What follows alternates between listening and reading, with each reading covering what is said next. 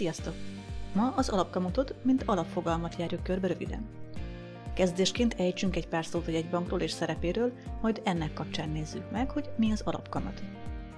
1987 óta Magyarországon kétszintű bankrendszer működik. Ez annyit jelent, hogy vannak a normál, kereskedelmi bankok, ahol te magad is tudsz számlát nyitni, hitelt felvenni, befektetni vagy más szolgáltatást igénybe venni, akár magánszemélyként, akár vállalkozásként.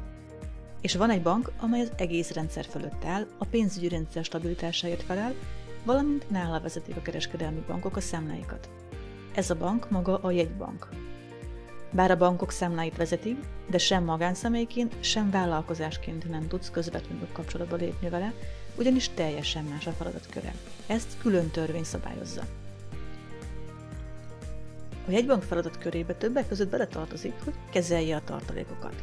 Legyen ez akár valuta, arany vagy bármilyen más eszköz. További feladata, hogy lássa el a gazdaság többi szereplőjét készpénzzel.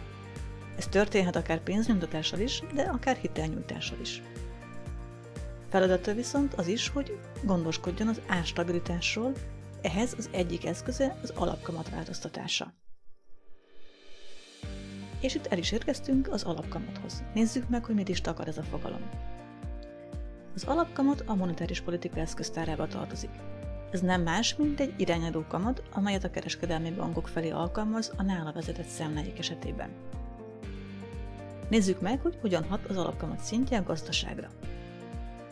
A jegybank egyik feladata az inflációs célok tartása, ezáltal elérik, hogy se túl lassú ne legyen, ami deflációhoz vezethet, se túl ne pörögjön, aminek viszont hiperinfláció lehet a vége. Ezt a célt a gazdaságban jelenlevő pénzmennyiség szabályozásával tudják legkönnyebben megtenni. Most tekintsünk el a pénznyomtatás lehetőségétől, és maradjunk csak az alapkamat hatásánál. A közgazdaság egyik alapmegfigyelése, hogy minél bőségesebben áll valami a rendelkezésre, annál kisebb értéket képvisel, minél szűkösebb egy adott dolog hozzáférhetősége, annál értékesebb. Nincs ez másképp a pénzzel kapcsolatban sem. Ha a pénz könnyen hozzáférhető, mondjuk mert kedvezőek a hitelkamatok, így könnyebben mond rá igent a bank is és a hitelfelvevő is, akkor a gazdaságban megnő a pénzmennyiség. Ezt nyilván el is költik, ezáltal lehet élénkíteni a gazdaságot. Ez viszont az inflációt is magával hozza, tekintettel arra, hogy egyre kevesebbet és kevesebbet fog érni az egyre bőségesebben jelenlevő készpénzmennyiség. A 2008-as hitelválság után viszont szükséges volt az alapkamat folyamatos csökkentése, hogy mihamarabb beinduljon a gazdaság motorja. Ez viszont az inflációt is magával vonta, azaz az általános és tartós árszínvonal emelkedést. Ezzel kapcsolatban az inflációról szóló videót ajánlom figyelmedbe, amelyet itt tudsz elérni. Most viszont, hogy a Covid miatti lezárások után elindult újra az élet, az emberek elkezdtek költeni, és emiatt túllépte az inflációs szint azt a limitet, ami a jegybank megítélése szerint már nem egészséges, ezért egy kicsit fékezni szükséges. Ez a fék volt a kamatemelés, amely hiteloldalról és a befektetések irányából is hatással van a gazdaságra. Nézzük meg először, hogy milyen hatása van a kamatváltozásnak a hitelek oldaláról. A változó kamatozású forinthiteleket a bubor szintjéhez szokták árazni, ez a budapesti bankközi forint hitelkamatláb. Ha röviden akarom összefoglalni, akkor átlagosan ennyibe kerül a bankoknak a neked nyújtott hitel finanszírozása. Mivel a bankok vagy egymástól, vagy egy banktól juthatnak jelentősebb forráshoz, így az alapkamat a bubor szintjére is hatással van. Ha megnézed a két ábrát, akkor láthatod, hogy a bankok is nagyjából az alapkamat szintjének megfelelő áron szerzik be a szükséges forrást, ami a hitelek kamataiban is meg fog jelenni. Természetesen ez nem csak idehaza és nem csak a forint hitelek esetében igaz. Ugyanezek a folyamatok játszódnak le minden országban. Az alapkamat emelkedése a hitelkamatok emelkedését vonja magával.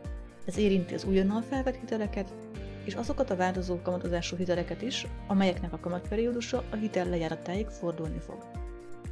Ha neked egy már futó, de fix kamatozású hiteled van, akkor a jegybank kamatmódosításai egyáltalán nem érintik a hiteledet. A leírásban találsz linket, hogy kiszámolhassd, hogy neked a kamatmódosítás mekkora többletköltséget jelent. Változó kamatozású hitelnél megteheted, hogy kéred a banktól, hogy állítson be fix kamatot a hiteledre. Ennek ugyan várhatóan lesz némi költségvonzata, de ez általában alacsonyabb, mint a kamatemelés hatására kifizetett összes plusz összeg.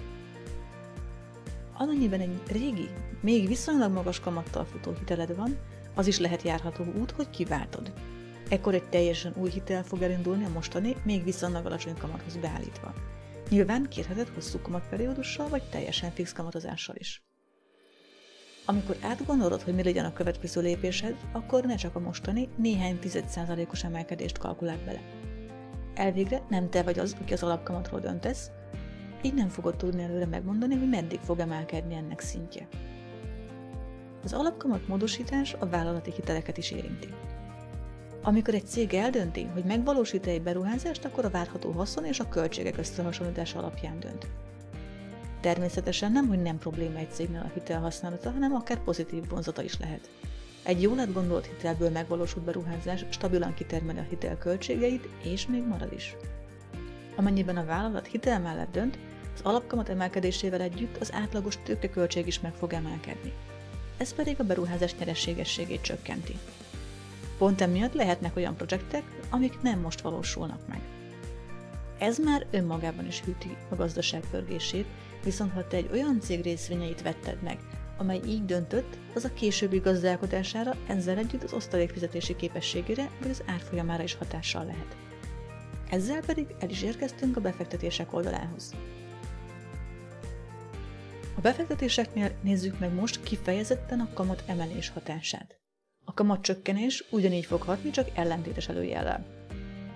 Mielőtt rákérdezel, hogy miért nem mindig azt tapasztalod, amit most hallani fogsz, a válasz egyszerű. Amit most elmondok, az színtisztán a kamatváltozás hatása, a való élet azért ennél összetettebb. Leggyakrabban az inflációs hatás is megjelenik, mint egyfajta ellenerő.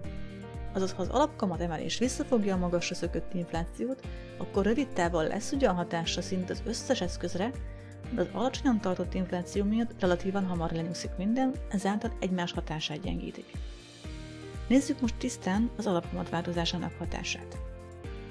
Az alapkamat szintje hatással van a hosszú lejáratú állampapírok, mint kockázatmentesnek tekintett befektetési forma hozamára, és ezen keresztül minden másra is. A már kibocsátott állampapírokat a már meglévő kamatszinten árazták be. A kamatemelés miatt újra be fogja árazni a piac, és mivel csak az új kamatszint nőtt, de a régi papírkamata nem, így ez várhatóan hozamnövekedést eredményez. Ne tévesszem meg, ha bárhol hozamemelkedést emlegetnek, az árfolyam esést jelent. Erről a kamat és a hozam kapcsolatát tárgyaló videóban már volt bővebben szó, a videót itt tudod elérni. Mivel a plusz hozamot a vállalat plusz kockázatért kapod, a kockázat viszont nem változott, csak az elérhető hozam, így a részvények ára is csökkenhet. Ha kissé mélyebben szeretném megfogalmazni, akkor azt mondhatom, hogy a kockázat magában foglalja azt is, hogy várhatóan mikor mennyi pénz jön a befektetésedből vissza.